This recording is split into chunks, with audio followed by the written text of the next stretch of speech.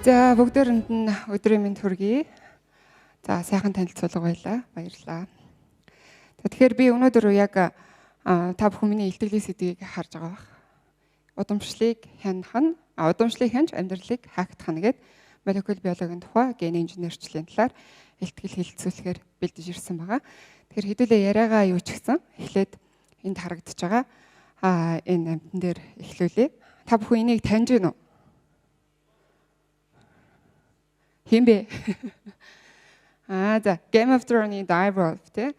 За энэ бол 13 мянган жилийн тэртээ манай дэлхий дээр амьдарч хагаад тэгээд одоо extinction болсон, одоо сүрсэн, өгсөн гэх юм уу тий. Тэгэхээр энэ зүйл 12-оос 13 мянган жилийн тэртээ амьдарч исэн энэ амьтныг өнөөдөр яг шинжлэх ухааны арга аргачлалыг ашиглаад эргүүлээд сэргээлээ гэсэн мэдээллүүд нэлээх явж байна. Тэгэхээр яг биологийн шинжлэх ухааны хамгийн одоо сонирхолтой нь юу гэдэг вэ гэхээр хэдийгээр үхсэн организм байсан ч гэсэн тэрний удамшлын материал бол ясанд нь, өвсөнд нь ч гэдэг юм уу те бүх тэр биологийн дээшинд бол хичнээн жил өнгөрсөн ч хадгалагдж үлдчихэд болохоор өнөөдөр яг энийг эргүүлээд нөхөн сэргийх боломж нь тэрэн дээр байгаа гэсэн үг. Тэгэхээр энэ чон бол өнөөгийн одоо манайд байдаг саарл чонны тавал ерөөхдөө төстэй гэсэн. Гэхдээ 12 мянган жилийн өмнө амьдарч ирсэн учраас мэдээж нөгөө генетикийн явц тодорхой ялгаанууд гарцсан. Тэр ялгааг нь бол тодорхойлоод өнөөгийн чонтой харьцуулаад тодорхой тооны генүүд дээр нь эдишн хийх одоо CRISPR системийг ашиглаад эдишн хийх ажлыг хийсний үр дүнд өнөөдөр энэ чон эргээд төржээ.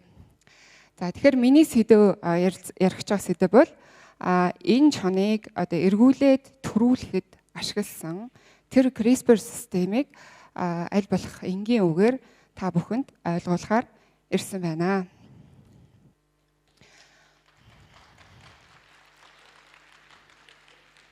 За баярлалаа. Тэгэхээр ерөнхийдөө уг нь бол би ургамлын генетикийн мэргэжлийн хүн.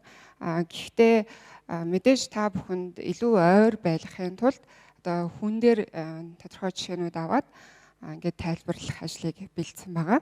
Тэгэхээр энэ дээр харагдаж байгаа энэ өнгөтэй зураг ерөнхийдөө 4 төрлийн 3 тэрбум үсэг одоо бидний хэн байхыг тодорхойлдог гэсэн.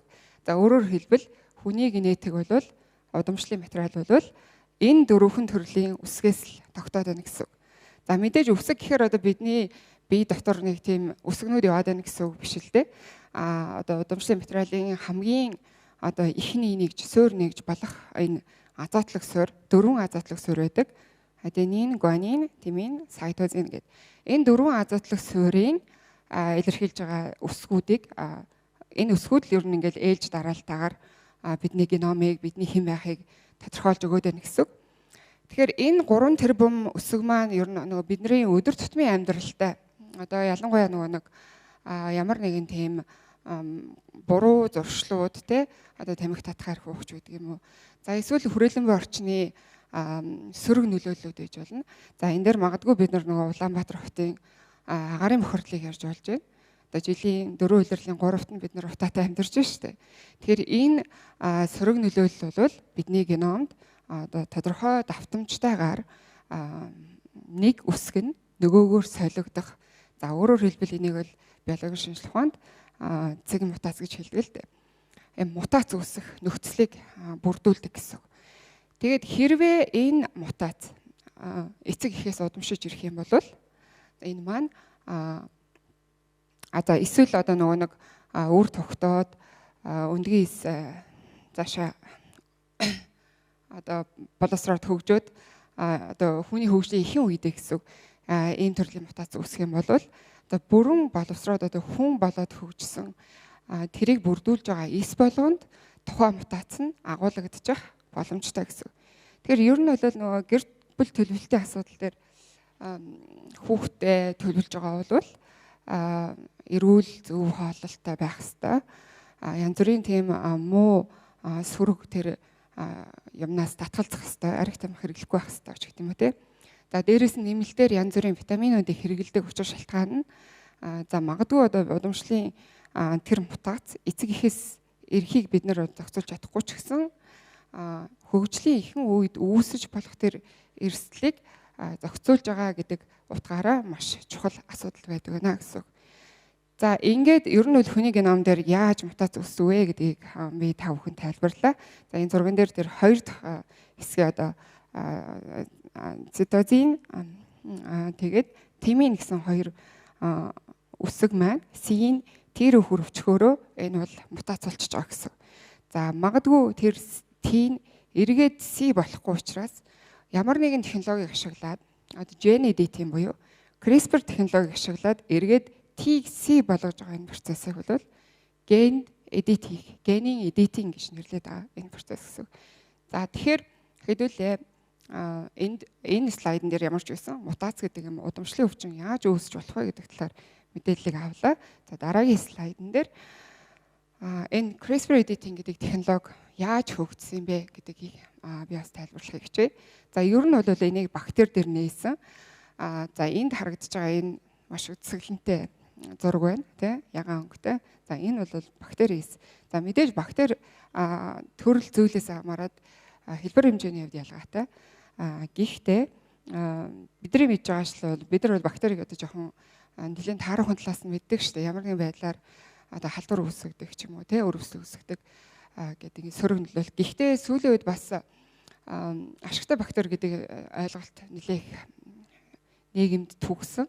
За тэрний ачаар бид нар бактери зарим нь ашигтай байдгийм байна. Одоо хүний организм бие одоо эд эрхтний адил бидний хамт оршин байж одоо ингээд тогтвортой зөв амьдралыг одоо бүрдүүлж яадаг юм байна гэдэг ойлголт бол нэлээд яасан байна. За тэрнтэй адилхан генийн инженерчил биотехнологийн салбарт бол бид нар яг өдөр тутмынхаа судалгааны ажилд бактерийг ашигладаг. За CRISPR-Cas9 бол яг л адилхан бактери дээр л нээгдсэн. За одоо ямар нэг генийг судалж байгаа бол тухайн генийг клон хийх, оршуулах.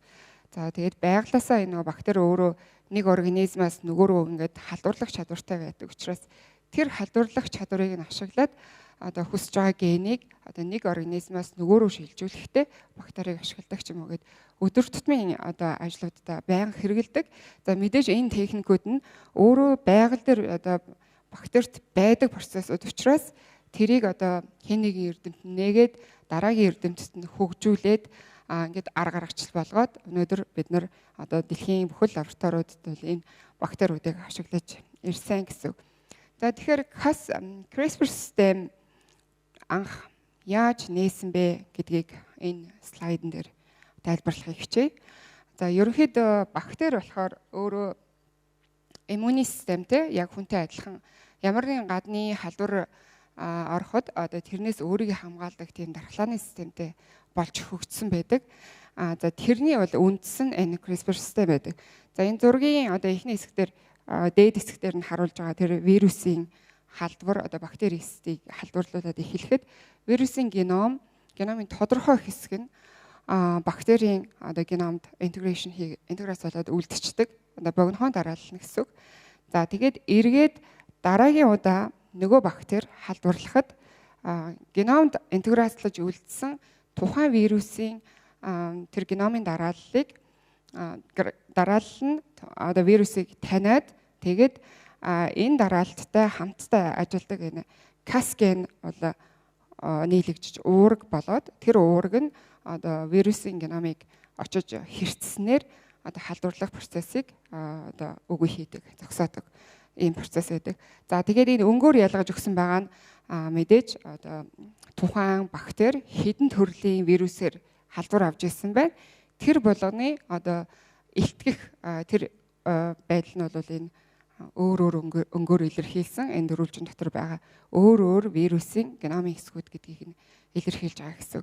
Тэр энэ процессыг ер нь бол анх нэг 1980 оны үед нэг ийм бактерийн геномд нэг ийм үл мэдэгдэх дарааллууд олдоод байна гэдгийг олж нээгээд за цаашид явсаар одоо техник болгож те одоо генийн инженерчлийн судалгаанд ашиглаж болох аргачлалыг хөгжүүлсэн энэ зурган дээр харагдаж байгаа Jennifer Doudna Charpentier гэсэн хоёр эрдэмтэн бол үнийг нээгээд тэгээд 2020 онд одоо химийн салбарт Нобелийн шагнал хүртсэн байдаг.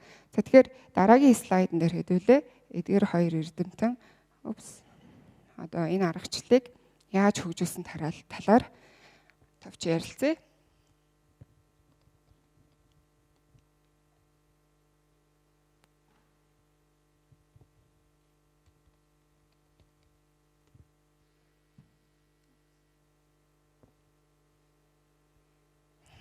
За энэ болохоор вектор молекул гэдэг одоо гений инженерчил хамгийн өргөн ашиглагддаг юм молекул. Мэдээж дан ганц генийг одоо нэг организмаас нөгөөрөө бол зөөвөрлөх боломжгүй. Яагаад гэвэл ямар нэгэн бүтцтэй эсрүү нэвтэрч орж идэвхжиж дараа нь одоо гений одоо тухайн организмын одоо геномд очиж интеграц болдог учраас тэрийг зөөвөрлөх молекул бол бидэнд зайлшгүй хэрэгтэй байдаг. Тэгэхээр энэ бол бас л нөгөө бактери дээрээс олж илрүүлсэн байгаль дээр байдаг механизмыг тайлснараа одоо хөгжүүлсэн бас нэгэн төрлийн механизм одоо аргачлал байдаг.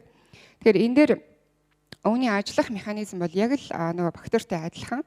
За бактери дээр бид нөгөө вирусээс халдварлаж орж ирсэн тэр өвөрмөц дараалал нь одоо Cas генийг буюу одоо нэг бактерийн биш дараагийн удаа халдвар үүсгэхэд вирусын геномыг таньж очиод хэрчдэг тэр процесс бас яг энд явдаг. Цэнхрээр харуулж байгаа энэ guide RNA, gRNA гэдэг хэсэг. За энэ нь бол бактерийн геном дээр одоо вирусээс орж ирсэн дараалал байдаг бол за хүний геном дээр магадгүй бид нар энэний оронд яг хүний геномын яг аль хэсгийг нь очиж эдишн хийж өөрчлөмөр байна. Тэр хэсгийг синтетик байдлаар нийлэгжүүлж аваад за дээрэс нь тэр Cas9 гэдэг энэ ягаанаар тэмдэглэсэн байгаа. Энэ уураг бол одоо молекулыг очиж тасалдаг molecule scissor гэж нэрлэдэг ийм уураг байгаа. Тэр энэ хоёрыг ингээд синтетикээр энэ зохиомл вектор дотор оруулж өгөөд за вектороо эргүүлээд эс рүү оруулахад энэ маань идэвхжээд тэгээд guide RNA маань Cas уургаа хөтлөөд геномын нөгөө тодорхой хэсэг дээр аваачихлаар Cas уураг нь геном одоо DNA молекулыг дундуур нь тасалдаг. За хэрчсэн хэсэг эргээд хоорондоо нийлэх тэр байгалийн одоо механизм байдаг. Тэгээ эргээд нийлэхдээ тодорхой хэмжээний одоо үсгүүд дунд нь ордог ч юм уу тий. За эсвэл тасарсан хэсгээрээ тодорхой үсгүүд устж алга болох юм уу. Иймэрхүү байдлаар одоо мутац үүсгэж болдог гэсэн үг. За гэтэл эдишн хийхэд бол одоо нэг нуклеотидыг эргүүлээд нөгөө нуклеотидээр нь солиход за энэ арга бол харьцангуй жоохон тохиромжгүй. Яагаад тэгэхээр одоо эргээд нийлэхдээ одоо эдишн хийх боломж нь маш бага байдаг учраас эдишн хийхдээ бол магадгүй заавал нөгөө нэмэлтээр тухайн үсгийг одоо C бэс үсгийг T болгох уургийг нэг давхар дээрэс нь тэр T болсон хэсгийг эргээд C болгохгүй доктортой байлгах дахиад нэг уургийг гихчлэн ингээд 2 3 уургийн комплексыг хамтд нь дизайн хийжээж эдишн хийж болдог. За гэтэл магадгүй одоо бид нар юуны геномыг биш нэг хавдрын хэсэг сайн мэдэн штэ маш хурдтай ингээд хуваагдаа явцдаг. Тэгэхээр тэр бол ингээд одоо эсийн хуваагдлыг нь хариуцдаг тодорхой нэг генүүд дээр мутац үүснээс болоод ерөөсөө ямар ч зохицуулгүйгээр тасралтгүй ингээд эрчимтэй хуваагдаад байгаа гэсэн үг шүү дээ. Гэхдээ хавдрын хэсэг бол магадгүй өөр бусад 2 3 одоо хүчин зүйлээс хамааралтайгаар тэгж хуваагддаг л та. Гэхдээ энэ зүгээр жишээ болгож ярихад нэг тийм хяналтдаггүй үржээд байгаа хэс дээр одоо хуваагдлыг нь хяндаг ген дээр мутац үүсгэх юм бол тэр тохиолдолд бол ийм зүгээр энгийн CRISPR-Cas системээр хэрчээд эргүүлээд нийлүүлээд ашиглах тэр технологи бол нэлээд өргөн хэрэглэгддэг. За харин gene editing хийх тал дээр бол би одоо энэ дээр жишээ олгоод яриа. Энэ нөгөө нэг улаан хэс харагдаж байгаа хүний одоо цусны улаан хэс гэсэн үг. За энэ эхний зурган дээр бол хэвийн байгаа улаан хэс. За хоёр дахь зурган дээр болохоор улаан хэсийн гемоглобин уурган дээр нэг нуклеотидын дараал дээр өөрчлөлт ороод тэнд харагдж байгаа T үсэг нь C болж өөрчлөгдснөөс болоод ингээд эсийн хэлбэр хэмжээ нь өөрчлөгдөд хадуур маягийн одоо саран хэлбэрийн эсэг үүсгэсэн. За энээсээ болоод улаан эс уг нь бол организмын бусад хэсэг рүү хүчил төрөгчийг зөөвөрлөх ёстой байдаг. Гэтэл ингээд эс маань хатуураад ингээд судсан дундуур гүөх чадваргүй болоод өөрөө ч бас ажиллагаа нь муулчихлаарэ одоо цусны дутагдлалд орох ч юм уу тийм ийм удавшлын өвчин бол байдаг. Тэгэхээр энэ дээр бол яг тэр хувирсан байгаа C үсгийг эргүүлээд T болгоход gene editing техникийг ашиглаад одоо ангаах ухаанд бол бас хэрэглээнд нэвтэрсэн ийм аргууд байдаг. Тэгэхээр би одоо яг single мутацийн талаар яриад байна л да. Ер нь бол мутац маш олон янз байдаг. Одоо бидний сайн мэддэг нэг Downy syndrome гэдэг өвчин байдаг. Хүн бол ерөнхийдөө 21 хос хоромсоомтой, 23 хос хоромсоомтой. Тэрний 21 дахь хос хоромсоом дээр нь илүүдэлнийг хроматин үүснээс болоод энэ өвчлөл бол үүсдэг. Тэгэхээр яг миний ярьсанчлан CRISPR системийг энзимээр хэрчээд эргүүлээд нийлэхэд мутац үүсдэг учраас яг энэ технологиг ашиглаад одоо Downy syndrome өвчнийг эмчлэх судалгаанууд бол нэлээд өргөн хийгдэж байна. За магадгүй бас удахгүй яг хүн дээр туршигдах баха гэж найдаж байна. За энэ бол ингээд ерөнхийдөө миний илтгэлийн сүүлийн слайд байгаа. Тэгэхээр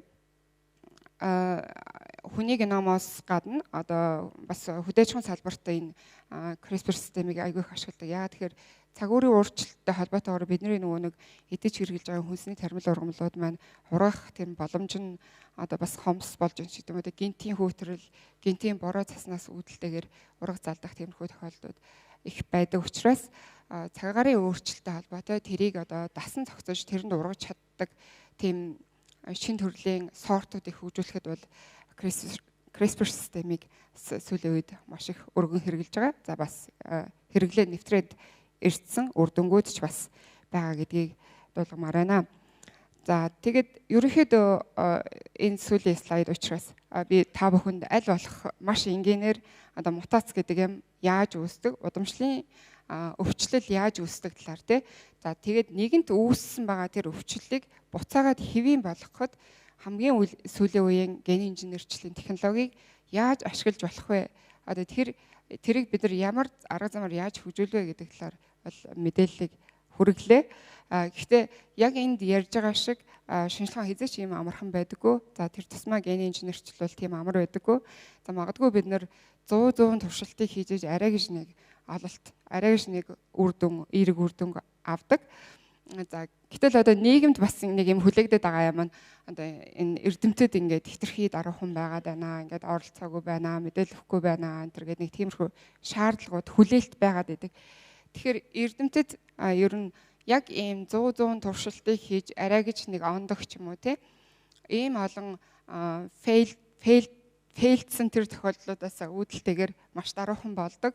Тэгээд өөрсдөө бас өөрсдийн гэсэн ийм ертөнцтэй өөрийнхөө судалж байгаа юмыг өөрөө л хийгээд тэрнтэй холбоотойгоо материалаа өөрөө л уншаад ингээд өөрийнхөө ертөнц дотор амьдарж идэг ийм өвөрмөц хүмүүс байдаг. За би бол тэдний нэг бас судлаач хүн. Тэгээд өнөөдөр би бас өөрийнхөө ертөнцөөс гарч та бүхэнд одоо генийн инженерчлийн хамгийн сүүлийн арга аргачлалыг хамгийн энгийнээр тайлбарлахыг хичээлээ ойлгосон бахаа гэдэгт баярлалаа.